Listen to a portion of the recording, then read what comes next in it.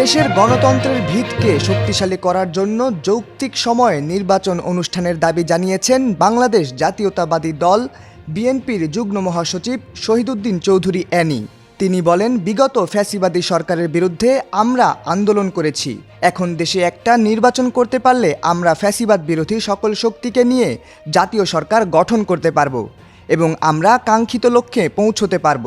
জাতীয় বিপ্লব ও সংহতি দিবস উপলক্ষে সোমবার 11 নভেম্বর কানাডা কুইবেক প্রাদেশিক বিএনপি ও মুক্তিযোদ্ধা দল কানাডার উদ্যোগে আলোচনা সভায় প্রধান অতিথির ভার্চুয়ালি বক্তব্যে এসব কথা বলেন অ্যানি। এ সময় অ্যানি বলেন, বিএনপির ভাইস চেয়ারম্যান তারেক রহমান 31 দফা ঘোষণা করেছেন।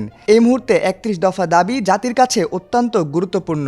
সেখানে সকল সংস্কারের কথা রয়েছে। কানাডা বিএনপির সাবেক সহসভাপতি ও উদযাপন কমিটির আহ্বায়ক সাইদুর রহমানের সভাপতিত্বে অনুষ্ঠানে স্বাগত বক্তব্য দেন কুইবেক বিএনপির সভাপতি আব্দুল মান্নান। এছাড়া বিশেষ অতিথি হিসেবে বক্তব্য দেন বিএনপির নির্বাহী কমিটির সদস্য ফয়সাল আহমেদ চৌধুরী। আরও বক্তব্য দেন কানাডা পূর্ব বিএনপির সহসভাপতি কামরুল হাসান হাওলাদার ফারুক। অনুষ্ঠানে প্রধান আলোচক ছিলেন শিক্ষাবিদ ও রাজনৈতিক বিশ্লেষক মুক্তিযোদ্ধা ডক্টর আবিদ বাহার। অনুষ্ঠানে বিশেষ অতিথি হিসেবে আরও বক্তব্য দেন কানাডা বিএনপির সাবেক সাধারণ সম্পাদক কানাডা মুক্তিযোদ্ধা দলের আহ্বায়ক আরমান মিয়া মাস্টার। এছাড়া আরও বক্তব্য দেন কুইবেক বিএনপির সাংগঠনিক সম্পাদক তোফায়েল মোর্শেদ, সহসাংগঠনিক সম্পাদক আব্দুল ওয়াদুদ রোকন, সৌদি আরব মক্কা বিএনপির সভাপতি গাজী কামাল, কুইবেক বিএনপির যুগ্ম সম্পাদক জুলকার নাইম নজরুল, কোষাধ্যক্ষ আব্দুল জলিল সহ আরও অনেকে। অনুষ্ঠানে কানাডা ও কুইবেক বিএনপির শতাধিক নেতাকর্মীরা উপস্থিত ছিলেন। অনুষ্ঠান পরিচালনা করেন কুইবেক বিএনপির সাধারণ সম্পাদক জাহাঙ্গীর আলম।